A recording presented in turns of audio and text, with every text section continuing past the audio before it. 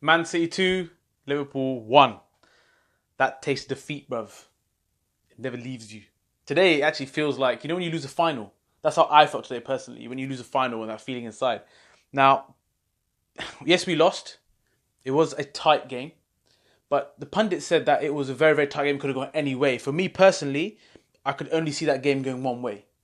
It was a tight game, but I think Man City were definitely the better team throughout the whole 90 minutes. And I was hoping, I think I was clutching on straws. I was hoping that Liverpool were going to get a draw. But from the start to the end, I just felt that Man City were the better team. What was your take on the game? Before we get into nitty-gritties in terms of people being... Do you agree with that, or do you think it's... The better team won. Yeah. I don't think that there's any complaints on that side of things. I think tactically we went there, I think, to try and be quite sure. Not really... Obviously weren't very daring. Didn't have to be honest, because a point would have been a good result for us. But Man City just showed that there's levels. That they were levels. I just felt that their press, consistently pressed for 90 minutes plus.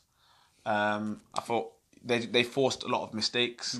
They made Liverpool feel like that there's no time on the ball. Front three couldn't get into the game. It's just I think they deserved to win. I won't sit here and say otherwise, because I'd be lying if I did. Yeah. I think it is, like you said, it is a gentle reminder that even though Liverpool are top, Man City do play the better football. Now they're probably the better team. Obviously, over the whole season, we don't know how it's going to go, right? Because Man City have lost games, but they did show that they are better. And for me, the game was won and lost in midfield. I know you're probably going to say there's other things and other factors involved, but I just felt that our midfield just lacked. But what's the common denominator here? Let's just be honest. Whenever we've lost a game this season, Champions League now, what's the common denominator?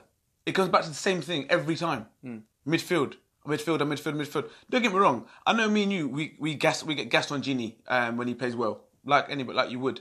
Milner as well. Whenever he plays well, we're the first ones to say, yeah, he's sick.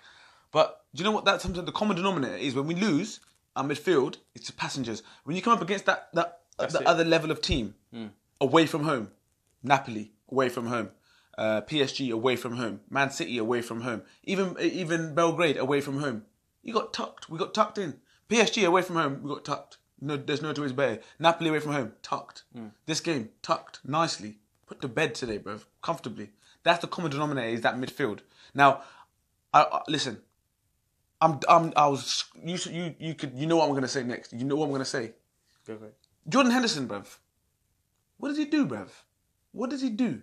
Everyone goes, he keeps it moving, just keeps it moving. No, he doesn't, bruv. He does not keep it moving. He keeps nothing moving. He's rubbish. He's no good. He's no good. In that team, he's no good. Fabinho today, don't get me wrong, I said it in the last game, against Arsenal, he was a bit dodgy in a few places when he had the ball. But when's he good? When teams are pressing you and there's no time. Win the tackle, go 5 yards. Be combative. Fernandinho, everyone's going to like he's just next level baller now. Listen, he gets away with murder. The guy gets literally murder. He does things in there that are close to murder, bruv. GBH. He gets away with it. Yeah. What you need is someone else to be able to back that. Henderson. If someone can tell me what the guy does, what he brings to that team, there's no creative flair. Doesn't come and get the ball off the back four and spread the play. He doesn't get us moving. He doesn't do anything. And all he does is go 5 yards to who, bruv? The other fool. The foolish guy, the other guy next to him, Lovren. This is what I'm talking about, the levels. I'm not going to sit here and gun Liverpool because we're top of the league, right, still. And you're going to lose games, that's fine. You're 4 points ahead of Man City still, okay? So it's obviously, if someone offered me this position, I would have taken it, but your hand off. But my problem is this. It's all nice sitting here when Lovren scores against Newcastle and say, yeah, he had a good game, because it's Newcastle, yeah? We didn't have to do anything. We won the game, yeah? Not a problem. It's all good talking about Arsenal beating them 5-1 and he did okay. He was at fault there. Let's just put that into perspective. Every time you put him up against a decent level of opposition, even Van Dijk's face is like, why am I with this guy? Why do I have to play with this guy? You could tell he was so frustrated. There's so many occasions that even like when he went up top, he was saying, what kind of balls are you lot giving me right now? And I do feel sorry for VVD because I thought he had a great game. He was bossing, throwing around people, and that's what I wanted to see more. And I just felt that, especially from the midfield, and then it just went throughout the whole pitch. Every battle, Man City were on it. And like you said about Fernandinho, yes, people rate him, but he is the most disgusting player I've ever witnessed and what he gets away with. But don't get me wrong, he's a good baller. It's effective. He's effective. He's at what he effective, does. but I want to see that from Liverpool. I just want to see a midfielder go crash someone. If you can't get a pass going, just go hit somebody. I didn't see that until Firmino came on. I didn't see anybody. And this is my point. This is what I said. Hit no one. I said this to him as well when we wasn't watching that game with Jordan Henderson. You're not even booked, bruv. Yeah, do you know what I mean? You know, if someone says, he's not been getting us playing today. But just show me that you're there, bro. Just show somebody that you're there. Just go up to him and boot somebody, bro. Just John Joshua came on yesterday, should have been sent off, against Man. The first thing he came on, he's let man's know I'm about. Yeah, it was stupid. Don't get me wrong, it was stupid, but he got away with it. Yeah. Fernandinho, when he went in that 50-50 with Robertson early doors, my man gave him a clothesline. Yeah, forearm smash. They scraped his eyeballs out. Yeah, and he was like, he just jogged off, bro. Calm as you like. And then there was that 50-50 when Guardiola lost his mind. He's asking for a foul. I'm like, bro. Firmino, yeah. So this is what I'm saying. This is what the difference is. Man City, De Bruyne didn't have to take his tracksuit off. Arguably the best centre midfielder in the league. De Bruyne didn't even have to get changed. Didn't have to. No problems. Lovren. And this is the point. What I'm trying to say is that Liverpool, all these pundits, all these other fans, not so much Liverpool fans, I don't think, as far as I know, Liverpool, they're going to wrap this up, they're going to do this, they're going to do that. And we're the Liverpool fans are like, yo, you need to chill. Calm your shit down. Because we know what we're dealing with. We know that we've got Lovren playing. We know that Henderson's going to have to play games for us. We know that. Yeah? And this is what frustrates me. When you get into that next level of opponent, that's when those clowns get found out. They do clown shit, bruv. Because clowns will be clowns. Yeah? And I know that people might think I'm jumping the gun or he's just doing it just because for the sake of a video. No, it's not. It's not. I'm vexed because I don't like... This is the level that we're at the moment. And people need to understand that we're punching above our weight. Liverpool are punching above their weight. Man City have got £50 million player minimum per position. 2 players per position. 50 million. That's a proper squad. I know that they've dropped points, but today they showed the levels.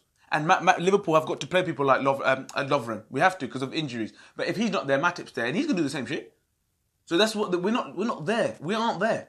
And we need to understand that we're punching above our weight. And Liverpool fans, even if they are getting gassed, you need to get back in your box. You don't understand that don't get too ahead of your stations because we've got to go. The momentum to come into next games now is going to be tough. Next games after this, how do we react? Because you had your ass handed to you today. There's no two ways about it. But that's what I'm saying. For me, it's good that it's going to be a gentle reminder to Liverpool fans in general that Man City are that level above. Because, like I said, the pundits had it close, and I didn't have it close. I just thought the quality was a lot more with Man City, and it was just shocking to see that the likes of Silvers, so small, but yet they were about. Badding man's up. This is what I mean. Like Milner, people say about we go on about Milner and Hendo and this kind of stuff. We talk about these players in terms of a squad depth. We're not talking about playing these guys as your main 11. We're talking about squad depth. You can bring them on to shore things up or do something. You can't rely on people like Hendo to do go in terms of there's no, like the strikers today. They were missing. Why is that? Because there's no build-up play. There's nothing for them to even feed off. Like then you have to move Salah around, and this was the perfect opportunity to get Salah against Laporte. Yeah, and how many times happened? It's a yellow card. Get him 1-on-1. No, how many times happened? It didn't. It didn't, bro. It didn't. This is again going back to the other point I wanted to make. Yeah, is about a lot of people talk about we had chances and the stuff. We had chances and it was the game wasn't so.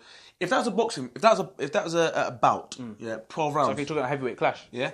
Everyone could talk about heavyweight clash. Man City won that. If that was a points decision.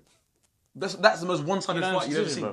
Unanimous. And listen, I am bitter because obviously I don't like to lose. I don't like when Liverpool lose, especially when we've got to this stage in the season. We've come there, the tactics were completely different. Then I look at the substitutions. How has Henderson got through 90 minutes in that game? How's Jordan Henderson playing 90 minutes in that game? Listen, as I said, if you'd offered me this position at the beginning of the season, I would have taken it. Who'd you like to come on at the stage? Because I was screaming for Naby to come on at the stage. Well, we needed to break lines, and they were just stacked up for the amount of Man City shirts. I wanted Naby to come on. I saw Studge come on, and I just got disheartened. But who would you want? But the thing is, let's put that to one side. Yeah, go on. The substitution they made initially was to take Mane off. You would have kept him on. Well, of course you would, because you need a goal. You need a goal. You're not coming to shore things up. You need a goal. So I would have thought at that situation there's a chance to change it. And then when you brought Sturridge on, you have to put Sturridge on because you need a goal. Yeah. And you need him to do something Chelsea-esque. Man didn't have a touch. He had 2 touches. So you can't, at the end of the day, you're asking him to do miracles. But as I said, for me, I think the setup of that team, he seems to go with this team in big games. In big games, he seems to go with these teams, and they lose. They've lost. Do you know what I mean? Away from home. PSG. This is the team he went with. Bruv, they got overrun comfortably. What I want to make clear, this is no rant or nothing like that, right? This is basically like Disappointment. This is disappointment, and we go on. And now you want to see what players step up and how we go from here. I'm not worried about the next games coming up. I just want Liverpool to get back on it and just carry on doing their thing. This was always going to be a big game, and we've come out from the losing side of it. So the other things that were the talking points were like the company challenge. Did you think it was a red or? No, it's not red. It's not. It's reckless. Yeah, it's reckless, and it's like I think someone else said it earlier. If it was a red card given, you'll be like, I'm not sure that was red, but it is reckless. He's off the ground, and he didn't actually win the ball. Salah tried to knock it, and it knocked it into him. So if he'd knocked that up, that's a red card because he's not got none of the ball. And yeah, I mean, originally I thought it was just. I don't think it was a foul. I don't think it was a foul either. I thought it was a nice line check. Yeah, exactly. But when you look at it again, so that's what I'm saying. If we're not sure about it, I know the referees are there. I would have been surprised if it was a red card. Let's put it like that. I would have been like, I'll take it, but I'm not sure. The only thing that I would say is that the referee, right now, this is not me. It's not bitter because it isn't. I can promise you. I'm disappointed, but it's not bitter on this sense, right? Fernandinho gets away with murder. He genuinely does. He gets away with murder. As a referee, you've got to stamp that out. The Robertson thing, you've seen that. He just done a foul before that. He's done it again a little while later and a little while later. And then you get someone like Gini getting booked for putting his hand on someone's shoulder. Did Fernandinho even get booked? I don't know. I don't think he did. But this is what I'm saying. I mean, what is the referees? What is the level? What do you do? What that last game when the Xhaka point that I made? Those are 2 yellow card offences. So what you're trying to say is it's in the book it says that if you put your hand on someone's shoulder to pull them back, that's a yellow card. But yet you can come in and forearm smash somebody and you're going to pretend that you didn't see it. I don't know. I just think that you let someone get away with stuff like that. If you put him on the yellow card, that eradicates his mad shit throughout the rest of the game. He got away with it. Fair play to him because he's got away with it, and you carry on doing it. But I'm just saying, if you stamp that out, you've seen it, you know what he's doing, the intent was there. You let him get away with it, then that's a precedent. Yeah, I mean, it's like the old school games. When the challenge like that happens, you almost want to retaliate. Everyone saw him yesterday from Pogba. When he saw what Shelby did to him, Pogba was hunting him all game, and that's what I wanted to see from Liverpool. When Firmino came and he done it, and like I said, the old school players would have come on and smashed somebody. Naby Keita, he loves that kind of challenge, right? So I would have loved to see him on. I just want to see that fight from Liverpool in the middle. I didn't see it. And I think that was the major fall for us. And obviously Lovren was mistakes. Aguero, great finish. That angle was not there, and he put it in the roof of the net. And these are small margins. But this is where he should never been getting over. Aguero running across him, bruv. As a defender, you're told you always scan. Just check your blind spot. That's just defending. That's basics of defending. Don't get me wrong. I'm not taking anything away from the finish. Yeah. As much as it hurts me to say it, nuts. It's a maddie. But getting into that position, it happened a couple of times. At the end, when Alisson's made that nut save, it's come out when that guy's run past Lovren. He's gone like that, bruv. He's made 2-3 mistakes up to that point anyway, and then he's given the ball straight back to them. I'm just like, what is with... And then when they're trying to, towards the end of the game, they're getting the ball going short. Bro, miss him out. Because as a goalkeeper, either you're going to get it long, yeah? You got a better kick than this clown, because he'll give it to somebody on their team.